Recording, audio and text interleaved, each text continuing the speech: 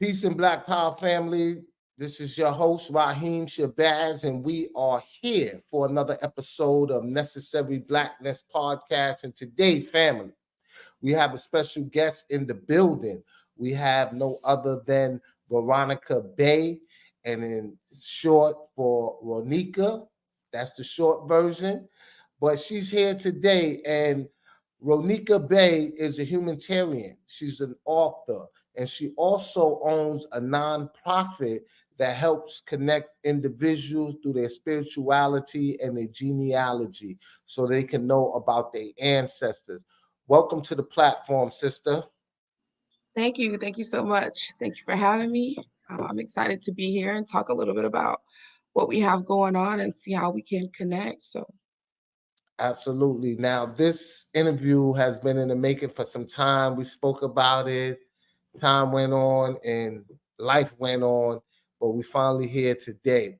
So, for me, I know genealogy is very important. It helps you understand your ancestry. It also helps you understand the traditions that your family celebrated. And it also can reconnect you to distant cousins that you didn't even know about. But one of the main important things that genealogy does is it also can help you to understand who your ancestors are and if you or do anything from heritage passed down to you, such as land. And since reparation is a big thing, everybody want to know about their genealogy. So I know a lot of people that deal with the DNA testing. Real quickly, I want you to discuss what is the difference between the DNA and doing your genealogy, and what is the best route in your opinion? Okay, and that's a very good place to start. That's one thing that I hear a lot. That's probably the very first question that I get is most people will say, "Hey, well, I want to take a DNA test from Ancestry.com to find out who my ancestors were." And I stop them right there and I let them know, hey, genealogy and DNA are completely different. While Mm-hmm. they're speaking on the same things, they're talking about two different things. So DNA is your genetic code, Mm. right? And it's what connects us genetically. And living organisms, we're all connected because we're all living organisms, we're all humans. So we all share a common connection through DNA. Okay. So that's what I want people to understand. We can connect every single human to every single other person through DNA because we all share those common things about us as human. It's what makes us human. So genealogy is going to be what people mistake DNA to be. So if I get a DNA test, it's going to tell me what connections I share with humans around the planet. And it may say, hey, 50% of your DNA connects with people in Ghana, or 50% of your DNA connects with people in Europe. That's not telling you anything about your ancestry. That's just common DNA with other common groups of DNA of people throughout the world. Okay. Genealogy is telling you the who, the where, the what, the when, the how. You're going to take a DNA test, and a DNA test is not going to tell you the name of your third great grandmother. Okay? Genealogy does that. And so that's kind of the common difference that I want people to understand and get. When you deal with DNA tests, they're going to spit out a bunch of nationalities, and we see them online all the time. People share them. They say, hey, I'm 20% Nigerian, I'm 20% European, I'm 20%. Those are nationalities. Those aren't giving you ethnicities. They're not telling you what tribe. They're not telling you anything. It's almost like entertainment, because when you think about nationalities, those are made up borders. Those are something that's recent.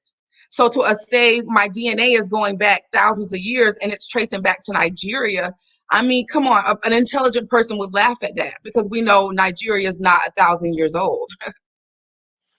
And there was a recent scandal. I think it was 23andMe, something like that. Like a lot of those DNAs wasn't accurate, And It's any for entertainment purpose, and they make it very clear on the websites. If you read the fine print and if you read the terms and conditions, they make it very clear it's for entertainment purpose.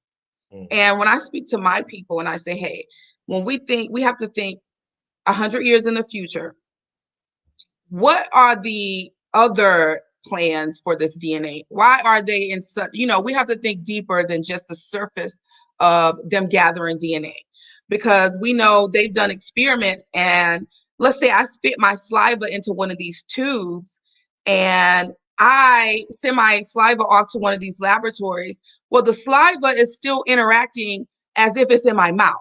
Meaning, if I have anxiety, if I feel fear, if I feel anything, my saliva, even though it's no longer in my body, it's still interacting as if it's a part of my body for a certain amount of time until it actually dies. and And they can so, preserve it too. so it's a lot more things that we have to consider before we just jump and say, hey, I want to give my living being to this company that I don't know anything about.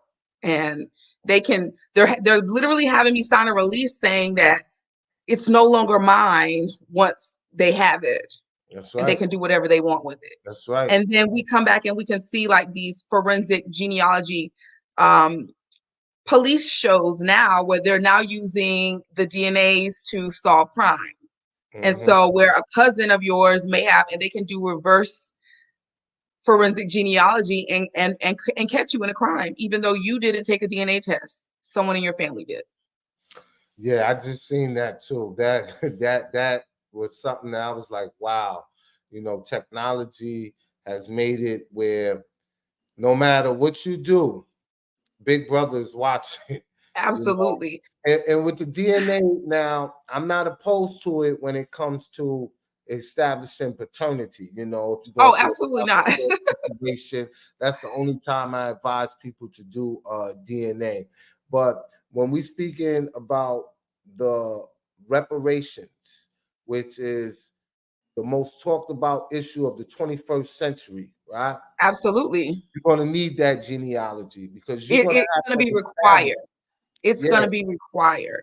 that your We're family. not going to have a realistic discussion about reparations without Absolutely. discussing genealogy simultaneously, because we're going to have to cut off a certain period in history. Hmm. Right? You're going to have your ancestors will have had to have been here prior to a certain point in history. Not only that, you're going to have to be able to trace your ancestry back to that certain time point in history, whatever date that is that they decide. I think now it's about 1860-ish, 1876 1870. census, right? And so those are that's just the facts, the reality of it. Any remedies that we seek, and every remedy that has been given to any other group of people has been based on genealogy. And we kind of discussed that a little when we talked and you brought up the Japanese. But when we look at any other Native American tribe, the establishment of their tribe is based on genealogy. That's right. Now, I know me and you had spoke, right? And I want you to tell the audience, right? Because this ain't just happenstance. You woke up one day and say, I want to study my genealogy, right? Take us through that journey and tell them the conversation we had and what you found out when you started doing your tracing. Right. So of course this is something that I was born into. And when I say born into it, it's like I use the term urban American Indian. And what I mean by urban is meaning you're not necessarily a part of a federally recognized situation Hmm. where most of us lie, because most of us, we just have this thing that's been passed down in our family where my grandma said this or great grandma said that or great great grandma told grandma this, where it's like this remnants or traces of still. And that's done by design. That's by design, and we may talk a little bit, we'll get into to how that happened, but to where it's a fear in the family. And 2 generations ago, these are things that you could have been murdered or you would have been murdered for speaking about. speaking a language, claiming to be indigenous, claiming your tribe. If your skin was too dark and you were claiming to be of a certain tribe or heritage, they would kill you Mm. if you admitted to them or if you spoke your language. So the fear that has been embedded in our ancestors to where it may be just something that they say and never speak of in detail. So that's kind of where it was. And for myself, so we grew up that way. But anytime my grandmother would have gripe with the government as far as like um things weren't going well, or if the government was providing any sort of relief for the government, right? She would always have me, I guess I'm the family researcher. I spend time with her. So she would always ask me or have me look up things, and she would say things like, well, look up and see what the Indians are getting. And so it was like a running joke in our family, like, this lady drive a Cherokee, she thinks she's a Cherokee. Like, we would just kind of like play it off and joke it off. But she had cousins who were a part of tribes, federally Mm. recognized tribes. And so we didn't make the connection really to why she would wonder, okay, so if I got to register as a Black farmer to figure out what's happening to my land, but my cousins who are Indians can get relief through the tribe, where's that disconnection? What happened there? We're related to these same people. These are our blood relatives. So what's happening there? What's happening there? So when we start looking and sort of digging into her ancestry, she would lay it out plain for us. This is what she was told. And so it was just going and looking at we don't listen enough to our elders. They get a certain age and we sort of discount what they're saying, or we'll just write them off as crazy or senile or whatever the case may be. But these people lived through some things, and now they're at an age in their life where they feel like they can just now start to talk about these things openly, because in their day, that's not something that they could speak about safely and feel safe and feel secure. And so I was the person who would sit and listen and give my grandmother the space to talk and tell me her stories. And so when she started telling me her stories, I would just be like, wow, this is a lot to unpack. So I would start digging, and then with me digging, I would come back to her with what I found. What do you want to do about this? What can we do? And so when we start trying to remedy our own family situation, I start realizing Black Americans share a common history. And as much as we like to connect with Africa, I like to connect with Africa as well. When we unravel and when we trace our ancestry back through history in the proper manner, we have to go through Native American, American Indian tribes before we ever reach Africa in our ancestry. And that's just a fact with every single Black American. We will find American Indian ancestry in your genealogy before we find the first African. Because you always go backwards, right? We're going backwards. Mm. You're walking backwards into history. Because when we start walking back through history, we think about these modern names. Well, you're not going to find any ancient African American artifacts in America. You disappear off the pages of history and time itself in 80 years if you're calling yourself an African American. There are no ancient African American artifacts in America. You're going to have to change your name. So within 50 years, you're going to change ethnicities, you're going to change race, and then you start realizing you're the only group of people that keeps happening to. See, we have to understand what makes us unique and what makes us special as Black Americans. We have been conditioned to be so inclusive of everyone else because we're trying to fit in, we're grabbing at straws, we're reaching for something.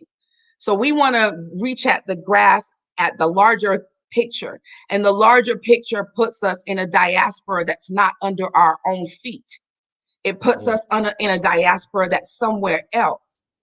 And I'm telling you that when I dig in your ancestry for the next 400 years, we're going to be talking about people that bled, that died, that laughed, that had children, that escaped, that created towns, that did everything right here on the ground underneath our feet. How dare we discount their stories and jump to another continent?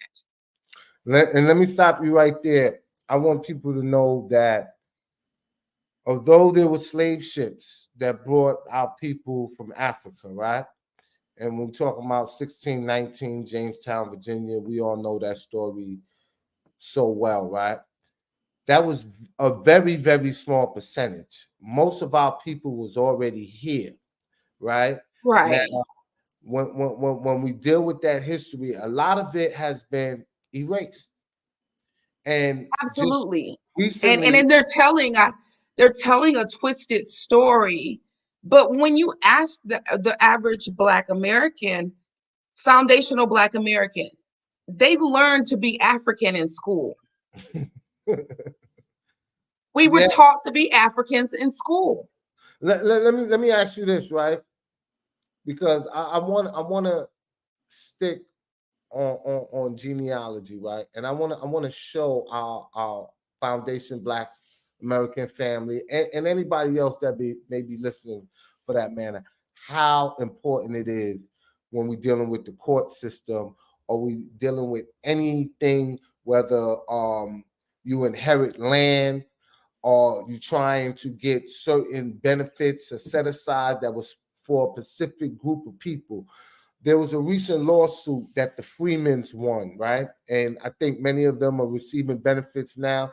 I want you to speak to that to let our audience know about that.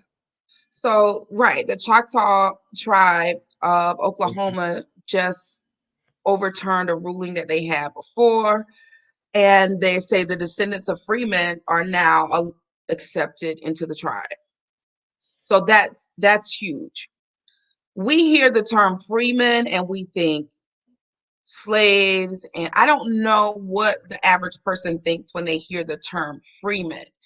But if you know anything about history and if you know anything about um, American Indian tribes, you know that they were the very first people to be enslaved on these lands.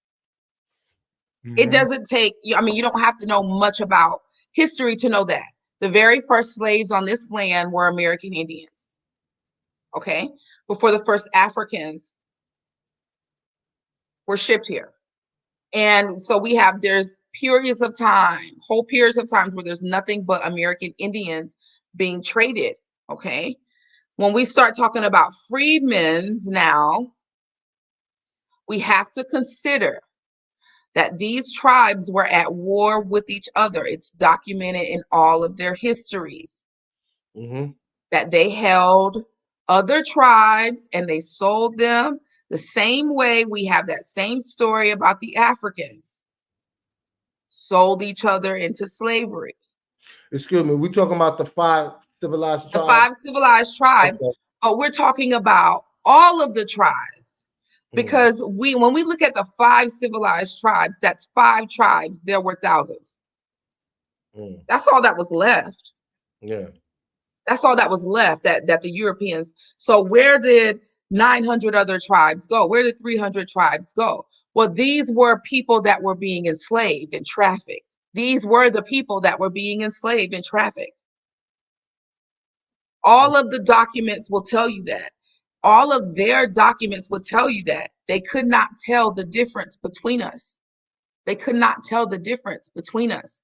When the Africans came here and they were brought here, the small amount, because their records will tell you less than 5% of the entire shipment, less of the entire transatlantic slave trade, less than 5%, which is less than 350,000 people, human beings, came to the shores of the United States of what's now the United States of America. They Mm-hmm. could not tell the difference between the American Indians and those people. So the look, the phenotype, how they appeared was very similar. So, and that's one thing that our people have to understand because we have this Hollywood TV Indian of long, straight black hair, high cheekbones, That's a myth. That's a myth. We're talking about afros, waves, curls, and everything in between. These were high societies and high civilizations here too as well. Now, when you're talking about that's the myth, you're talking about the pretendians, the fake Indians, right? The $5 Right, Indians. the TV, what Hollywood subscribes to, and then they do that with all cultures, with every single culture that they've conquered. They will throw the lightest, most Eurocentric features up as the poster child for what that culture looks like. All right. We spoke about what's the difference between ancestry and DNA. I want to pivot and talk about those that are trying to get recognition, right? Because I see a lot of people talking about tribal affiliations, right? So you have the federal and you have the state. Mhm. What is the difference, and which one should people be more focused on as opposed to the other, or should we focus on both of them? Okay, so that's a very good question. I don't like to tell people what they should do. Honestly, I can't speak. So a tribe is basically a group of families or clans, and a tribe represents political power, Mm-hmm. right? So when we look at the government websites and they say they have, a couple hundred tribes that are extinct, that they consider extinct, and what extinct to them means no living relative, no living bloodline is claiming to be these people today. So we were successful in writing them out of the pages of history. So when we look at federal recognition now, we're looking at the government basically assigning a culture to you.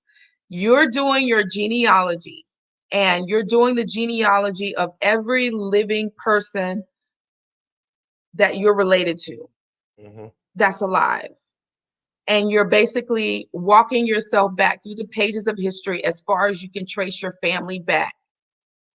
Mm-hmm. And essentially what these federally recognized tribes do is they sue the government and they say, hey, you can't tell us who was here before you got here. Mm. That's right. You can't tell us. How do you know? That's what they've done. They said we've had our culture intact. We've been together as a family for 400 years. These are our records of us through time. This is what you called us in the 1500s. This is what you called us in the 1600s. This is what you said about us in the 1700s. This is us in the 1800s. This is us through the 1900s. This is us today. We still here. You haven't killed us. And because they can prove that in an unbroken chain, historically predating the Europeans, what is the federal government going to tell them other than they are who they say they are? That's how important genealogy is, and that's how federal recognition works. Okay. And that's how the brothers that were successful in winning that recent lawsuit was able to do that. So the ones that were so basically what they were doing is they were suing a federally recognized tribe. One that was already recognized. One that was already federally recognized. And so when the federal government, what we don't realize as Black Americans is this: we don't necessarily take history to as seriously as we should. I think as a Malcolm X quote saying, history should be the thing we focus the most on. That's where we should put most of our resources, is into history, learning history, right? Well, when we do the history of these tribes, well, and when they sue the federal government, in the process of them telling the government their history, they all do this. There was a time period in history where we were considered Black or Negro. They all say this on paper to the federal government. Historically, at one point, you considered us, it was a misnomer, but you called us Negroes, coloreds, and Blacks or mulattoes. Well, who else does that sound like? Who else historically shares that, where they were labeled Negroes, Blacks, mulattoes, and coloreds? Those that are Foundation Black American. Okay. So if the federally recognized tribes are saying that this is a part of their history. Where are we being disconnected from that? If they're able to say that, admit that to the federal government, and receive in return millions and millions of dollars annually from the federal government by saying that, but they'll say, you guys may have considered us this, but we have always been this. We have always called ourselves this, regardless of you saying we were. So they've always denounced those labels. They've always said those are labels. You're trying to denationalize us, or you're trying to put us in a place where you can subjugate us, and we're rejecting those labels. So that's one thing that Black Americans haven't done. We have always gone with the labels.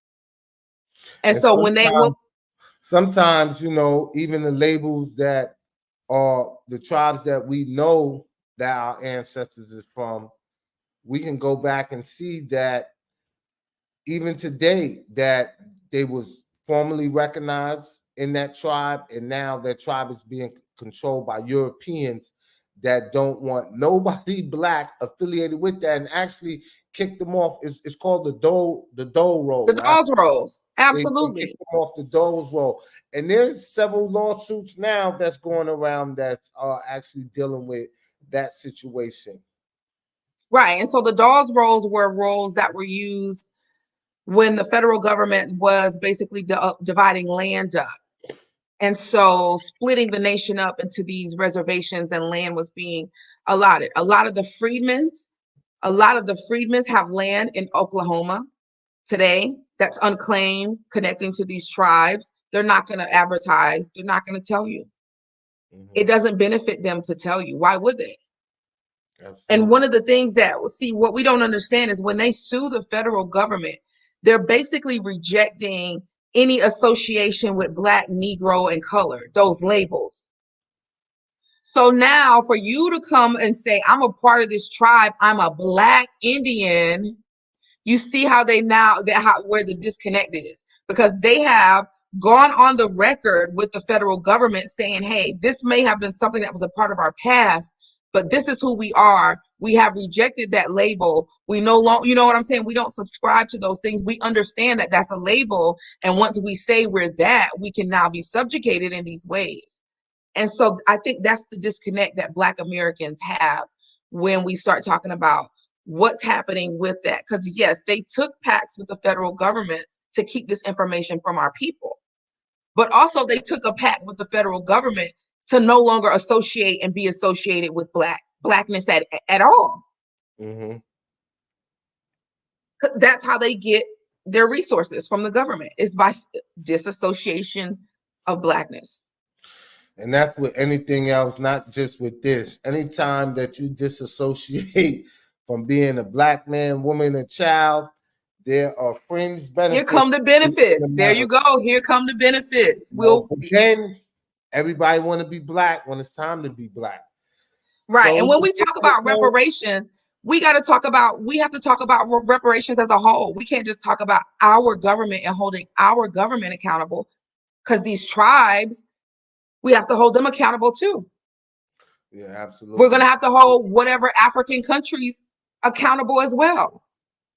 And that's why you see a lot of people opposed to reparations, and they want to insert themselves in the reparation conversation, because they know in the end that we can point the finger and say, you know what, there's a debt that you owe that need to be paid. Because everybody had a hand in our enslavement. Yeah. Everybody had a hand in our enslavement. A little bit, right? I want to go back to genealogy, and I have done mines, and I got all the way back up to the 1400s, right? I want to go into the places that people can find out online. There's a lot of information online. Even when I went back to, I seen my family, a lot of them was in Charlottesville, Virginia, right? Mm-hmm. And then I started looking at court records and records that they had online. And then I wind up seeing a will where one of the slave masters' friends was a lawyer, and he actually left, his slaves and an individual that was a member of my family that he had To children his from. friend. He Wow. he left them land. Yeah, one of his friends was a lawyer, and he had him draft up a will. And my aunt was the one that really helped me dig everything. She was like, "Look up this person, look up that person, look up," and me and her we started putting everything together. Um, but other people that's novice and they want to know about their genealogy and they want to go back, what is the first thing you will advise them to do? Start with themselves. So you are the first branch of your tree. You Mm-hmm. are the first thing on your tree, the leaf, whatever you want to consider yourself. Start with yourself. So it's very simple. It's hard work, but it's very simple to explain and it's very simple to conceptualize. So you're going to start with yourself and you're going to work backwards. Mm-hmm. Me, my mom, my dad, my mom's mom and dad, my dad's dad and mom and dad, and go grandparents and work your way back through time. You're just moving backwards through yourself. So you can start in your own home. And so when we talk about genealogy, what sets genealogy apart? What makes genealogy so finite and so set in stone? It is the documentation. So when I say start with you, you're going to start with your birth certificate. And Mm-hmm. then you're going to find how would you connect yourself to your mother and father through documentation? What documentation connects you to your grandmother? That's Mm-hmm. how you're connecting yourself to the people. So it is the paper trail of your bloodline. Birth certificates, death certificates, marriage license. Like I got so much stuff in history that's Census online. records. So Census records, yep. yeah, ship manifests, any kind Mm-hmm. of court records, any newspaper article that was published on there. It's just so much documentation. So you're gathering documentation on each person in your family, whatever that paper trail may be, and the stories that's attached to each person. I mean, it's going to be a lot to take in once you start seeing the documentations that you are accumulating for each person. You're like, wow, like this is me. There's a Mm-hmm. saying that's very popular: know thyself. To know thyself, and people know when they say that, they're always speaking about ancient Egyptians, and it's just like, no. Do you know what your great grandma's middle name was? Know Yeah. thyself in the simplest sense is to know where you came from. Who are your people? That's a saying in the South. That's the first thing an elder will ask you. When you bring a young person over to your granny's house to eat or to meet the family, and the first thing your granny's going to ask is who your people. Mm-hmm. She want to know who they people, who where they come from, who they kin. Yep. Because you might be related. Exactly. You might, and don't bring us somebody that you call yourself dating over. That's the first, because they want to know if is that your cousin, and they're going to Yeah. tell you. Yep, absolutely, absolutely. And you said it earlier. Malcolm X said how important knowing your history is. I think one of his saying is history rewards best those who research. Right. Speaking of research, I want you to start telling us about this book. Let us know about your book. Okay, so I basically what I put together was a workbook that teaches you how to walk backwards through time in your own bloodline. And it gives you a step by step. Not only does it give you step by step of how to do it, it gives you the online resources of where you can start. It gives you a little brief history of what connects you to the different tribes on this land. So we'll go over the brief history, and then I have several examples of what you're going to encounter as far as what paper genocide looks like. Because as a Black American, you will encounter paper genocide, and what paper genocide is a term that was coined, and it was just basically the erasure of either your family through their last name, through their ethnicity, through their race. Um, on paper, you will witness it, you will see it. It's as clear as day in the paper. So you will see people be born Indian but die Black on documentation, or they will be born colored and lived as a mulatto but die Black. And Absolutely. so that's common. That's paper genocide, because how is that possible? You'll see somebody be born a white person and die a mulatto, or be born a mulatto, die a white person, So, and it's just like this changing of what's really happening. Who has the power to do that? That's one thing it will let you know that there's a powerful hand involved here. Because who has the power to do that? Who has the power to change my great grandma's birth certificate and death certificate? And why is that important? The colonizers, the settlers, they the only one that have the power to do that. So listen, family, instead of trying to go out here and do everything yourself, she already laid the blueprint. I employ everybody to get that book to start your journey. And if they wanted to contact you, what's your online contact? So they can reach out to the organization. It's findyourtribe.org. So find your tribe, like YA tribe. On all social media platforms, I'm at Ronica.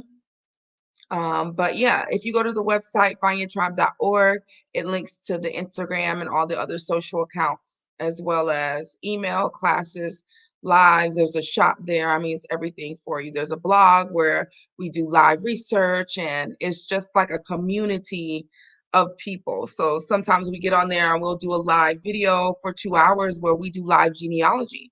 And you get on and you tell me, you say, hey, I'm stuck at the 1870 census and I can't get past there, and we'll hop on and we'll say, hey, let me try this, or you tried that, have you tried that? And so it's a community of where you can do live research.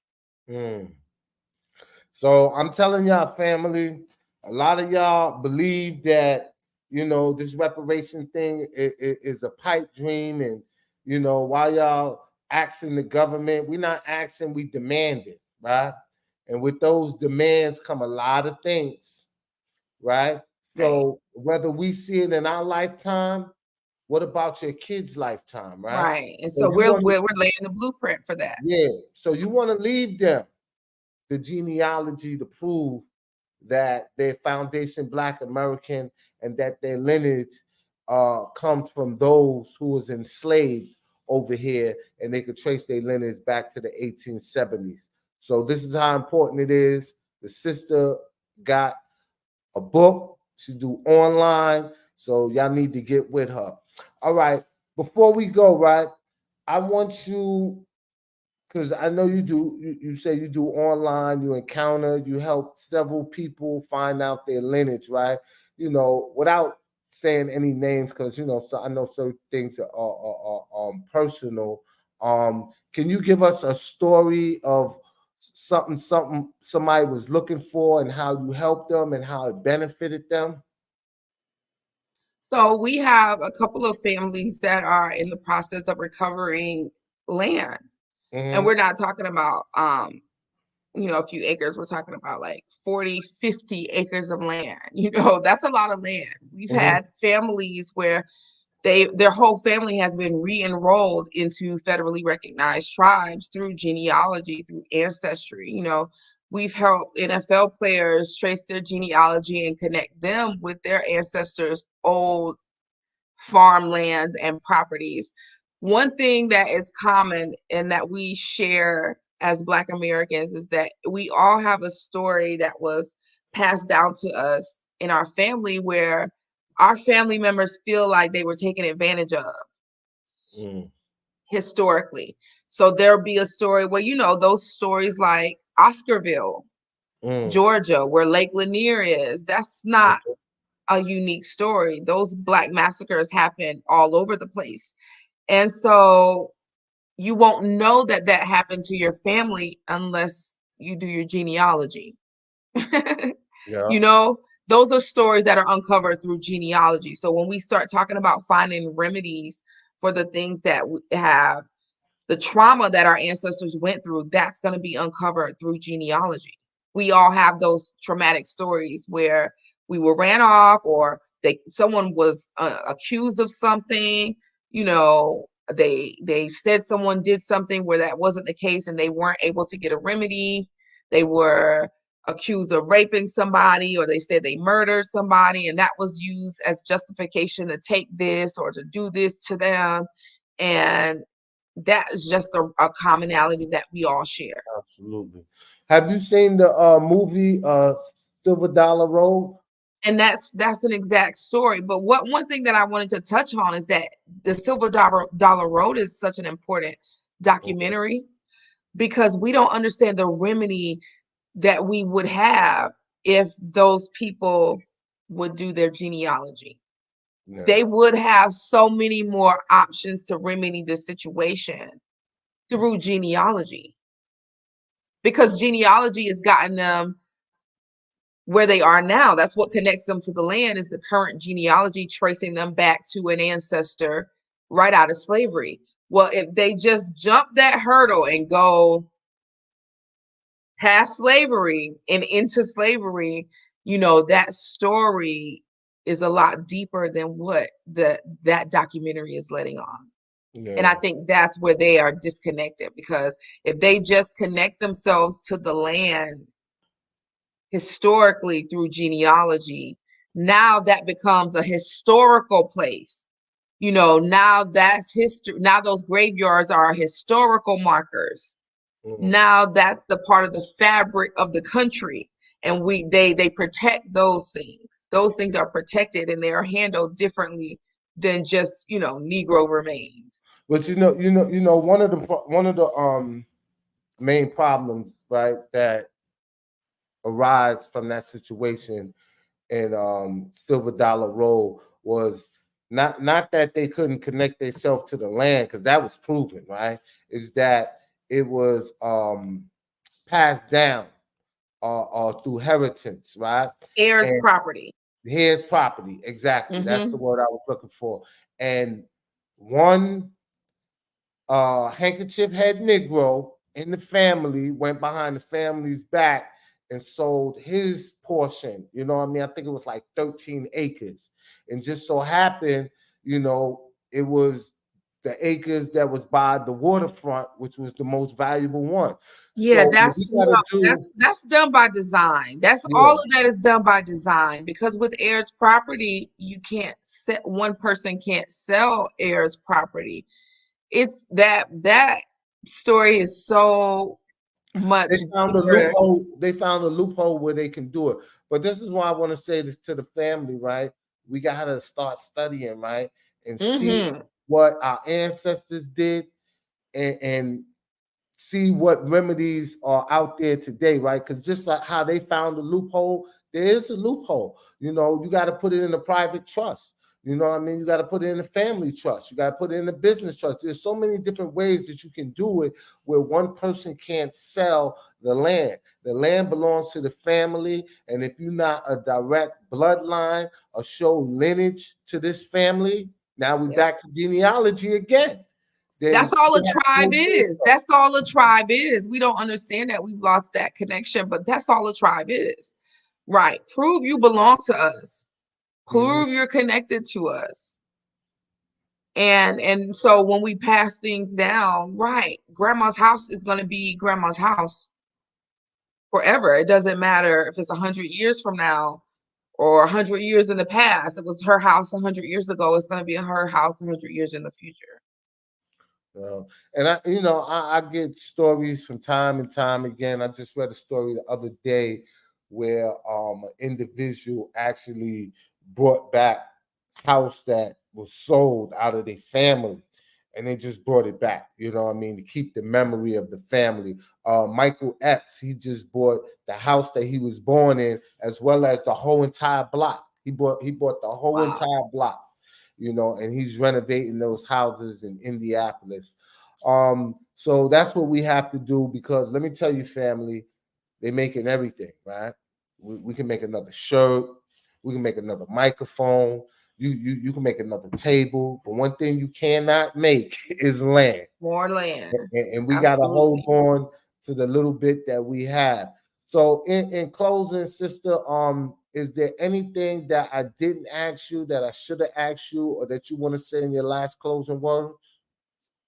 No, I would just encourage everybody to take time out the holiday season is coming up, right? And so we'll be spending time, whether you celebrate these holidays or not, you will probably be around your family and get to spend time with them.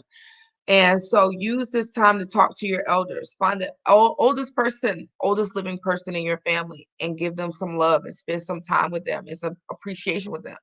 Audio record it, video record it. This will become a family heirloom to you in the future, whether you realize it or not. These stories and this time and spending that time with your family. So just our elders are waiting for us to reach out to them.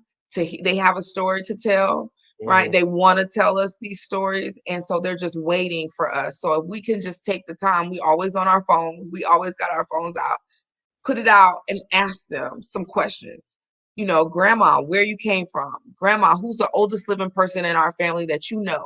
Grandma, what's the oldest town that where we're from? And ask those questions and you'll be surprised. You will be surprised. And that will start to light some sort of fire in you to want to know more.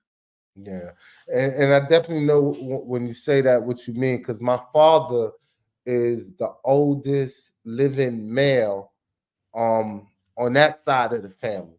So I'm getting all the history. I'm getting He's a all library. They say when an elder dies, the library burns to the ground. That's a absolutely. saying. So put a camera in front of that library and get the stories. And though it may not make sense to you now, 5 years from now, 10 years from now, your children or your grandchildren might be faced with something where that story now makes sense. But had you not had that recording or had that audio of it, and pass it on to them, they may have never known it. And he has his grandfather's um birth certificate. You know what I mean? So it wasn't really hard for me to go that far back because he was showing me, and then I got pictures of everybody from, so we building that tree, the roots are strong. Do you And guys still do family reunions? oh yeah, absolutely, absolutely, absolutely. It's not as big as it was when my grandmother was here, but the younger generation, we're doing it, and more people are joining on. Now on my mother's side, that was the reunion that everybody wanted to go to, because you was meeting people that, and the last one that they did I didn't go to, and they said that was the best one, and I said I They would always say never, that when you miss one. yeah, I would never miss another one. I would never miss another one. I was like, man. And then you know what, being that I'm the filmmaker, nobody filmed it, I'm just like, yeah, I'm not missing the next one. So we're gonna have it. I think we're gonna have it in Charleston, Virginia. My on my father's side, we usually have ours in Harlem every year, but I'm gonna attend both of them. So one more time, I want you to give your social media and how people can find you. So findyourtribe.org. You can see it behind me. Okay. At Ronica on most social media platforms, or findyourtribe.org. The social media platforms for that website specifically is right on the website. So yeah. All right, family. I just want to let y'all know to support the sister. Go to her website, findyourtribe.org. You said it Mm-hmm. was org, right? Findyourtribe.org. Make sure you purchase that book, because that book is going to be your roadmap to start journaling Yep. and documenting, what your family told you. So during this holiday season, I'm sure she's going to have a sale, Black Friday sale, Kwanzaa sale, and this is the time that we're going to be around family. So with that, man, I want to thank you for coming on. I want to Thanks for follow back having me. up and do another interview. Because the information you have is very, very valuable. So Thank with you. that, I'm gonna say peace and Black Power, family. We out of here. Peace.